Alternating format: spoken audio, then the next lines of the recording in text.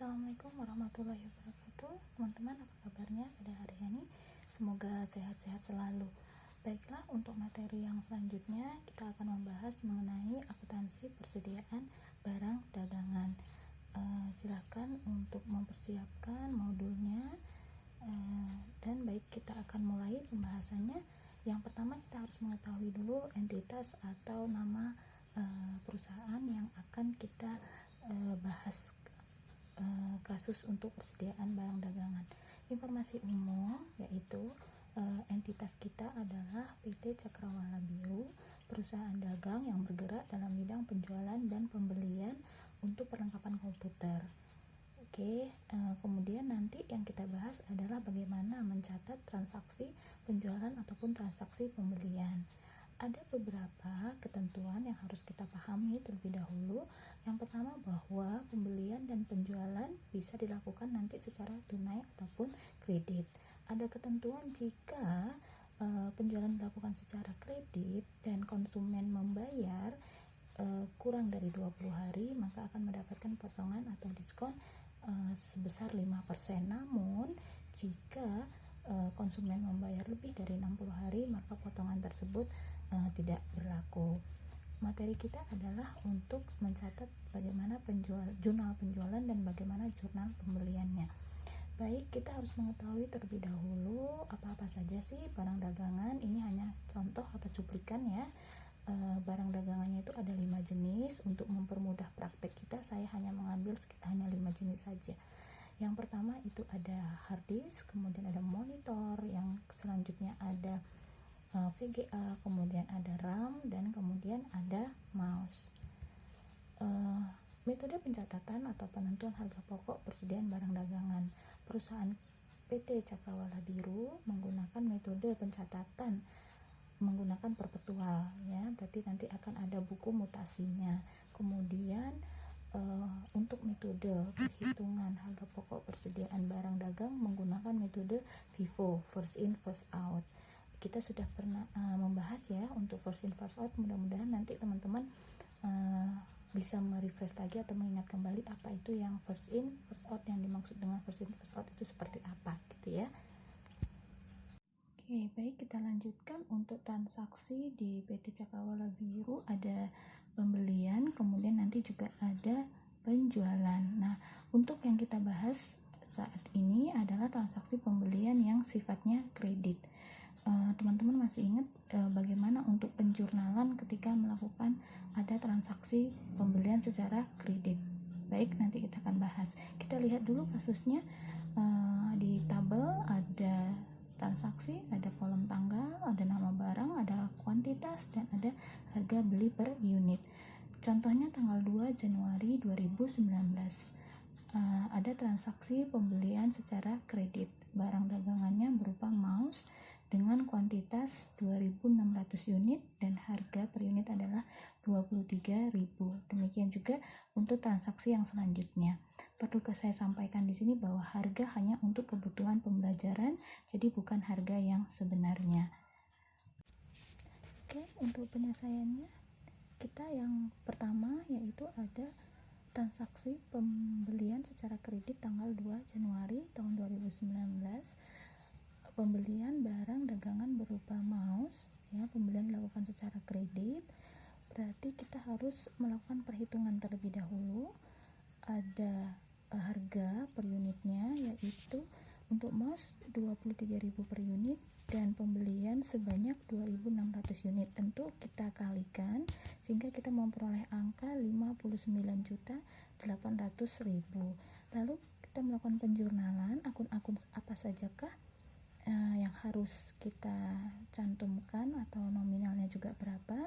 Itu adalah pertama yang didebit persediaan barang dagangan, kemudian kreditnya adalah karena ini pembelian secara kredit, maka kreditnya adalah hutang dagang, sehingga untuk kertas kerja tersebut yang kas tetap kosong karena dilakukan pembeliannya secara kredit.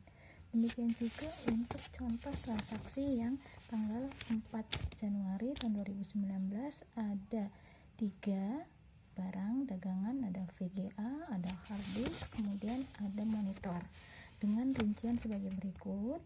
VGA 280 unit, kemudian harga per unitnya adalah 86.000, kemudian harddisk 200 unit dengan harga per unitnya adalah 92.500, kemudian monitor dengan harga per unitnya adalah 480.000 per unit. Kita kalikan ya, harga per unitnya dikalikan dengan kuantitas atau jumlah pembeliannya, kemudian kita totalkan. Yang pertama VGA 280.000, yang pertama yaitu VGA 280 unit dengan harga per unit yang 86.000, ketemu harga 24.080.000. Demikian juga dengan harddisk 200 unit dikali 92.500, ketemu angkanya 18.500.000. Kemudian yang ketiga yaitu monitor sebanyak 400 unit dikalikan 480.000, kemudian ketemu 192 juta. Kita totalkan ya seluruh hasil dari pembelian barang tersebut, totalnya adalah 234.580.000. Sehingga jurnal kita kan, karena ini adalah pembelian secara kredit, maka debitnya persediaan barang dagangan sejumlah 234.580.000, kemudian kreditnya adalah hutang dagang. Demikian juga untuk transaksi yang selanjutnya. Baik teman-teman, kita lanjutkan untuk penyelesaian atas transaksi penjualan secara kredit. Kertas kerjanya sudah dipersiapkan ya untuk yang ada di modul. Kemudian kita lihat bahwa perusahaan atau PT Cakrawala Biru dalam metode yang digunakan untuk perhitungan harga pokok persediaan barang dagangan adalah menggunakan metode perpetual, sehingga kita selain menjurnal transaksi penjualan secara kredit, kita juga harus menjual harga pokok persediaannya. Baik, pada kertas kerja sudah terlihat ada rekening-rekening yang berada di kolom debit dan ada rekening yang berada di kolom kredit. Untuk rekening yang di kolom debit ada kas, tentu saja ketika terjadi penjualan secara tunai. Kemudian ketika transaksi penjualan secara kredit itu ada piutang dagang untuk mencatat berapa besarnya atau berapa nominal piutang. Kemudian di akun kredit ya, di kolom kredit itu ada rekening pendapatan penjualan dan ada rekening persediaan barang dagangan. Kita lihat kembali untuk transaksinya untuk bisa menyelesaikan transaksi penjualan secara kredit ini, bagaimana mencatatnya. Kita ingat bahwa pada tanggal 2 Januari tahun 2019 perusahaan kita menjual kepada konsumen barang dagangan berupa harddisk dan mouse. Kita lakukan perhitungan terlebih dahulu ya. Pertama, untuk harddisk itu ada 2.200 unit, kita kalikan dengan 115.000. Boleh teman-teman lihat lagi kembali ke soalnya. Itu ketemu 2.200 kita kalikan dengan 115.000, ketemunya 253 juta.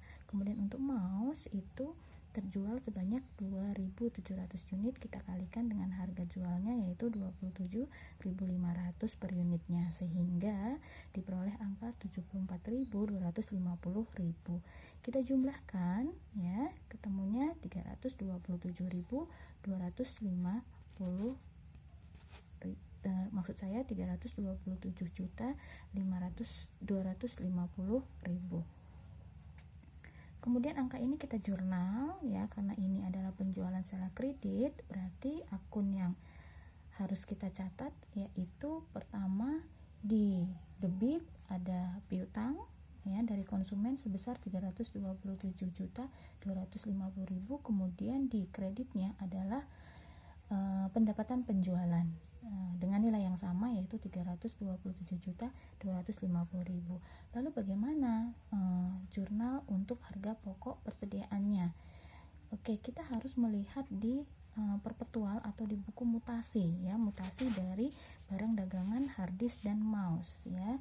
Kita menggunakan metodenya FIFO, berarti first in first out. Kita harus lihat lihat terlebih dahulu berapa harga yang akhirnya yang kita gunakan, yaitu harga beli yang pertama kali masuk atau pertama kali kita melakukan pembelian. Untuk harddisk itu 1200 unit di harga belinya, ya, harga pokok untuk pembeliannya yaitu 95.000. Kita kalikan ketemunya 114 juta. Kemudian karena tadi menjualnya sebanyak 2.200 unit, ternyata terdiri dari 1.200 dengan harga beli 95.000 per unit, yang satunya lagi berarti ada 1.000 ya, karena 2.200 dikurangin 1.200 ketemunya 1.000 dengan harga beli yang 97.000 per unit. Kita kalikan. Oke, kemudian selanjutnya untuk yang mouse itu di harga belinya adalah 21.000. Berarti kita kalikan unitnya 2.700 dikalikan dengan 21.000 ketemu 56.700. Kita jumlahkan 114 juta kita tambah dengan 97 juta kita tambahkan dengan 56.700.000 ketemu angkanya 267.700.000. Itulah angka yang kita buat untuk di jurnal mencatat HPP, ya. Berarti ada di kolom debit HPP nama akunnya sejumlah 267.700.000, kemudian di kolom kreditnya adalah persediaan barang dagang dengan angka yang sama otomatis ya untuk balance atau seimbangnya yaitu 267.700.000. Demikian untuk yang VGA, monitor atau transaksi. Selanjutnya perhitungan sama, berarti ini ada kaitannya ya dengan kertas kerja yang sebelumnya kita lakukan, yaitu pencatatan pembelian dan penjualan dari masing-masing barang dagangan dengan menggunakan metode perpetual. Jadi kita harus mengecek kembali atau melihat kembali ke buku mutasi dari persediaan barang dagangan tersebut untuk bisa dapat menjurnal harga pokok persediaan barang dagangan. Oke, kertas kerjanya seperti yang terlihat. Oke, kemudian selanjutnya demikian tadi untuk transaksi akuntansi persediaan barang dagangan. Kita sudah melakukan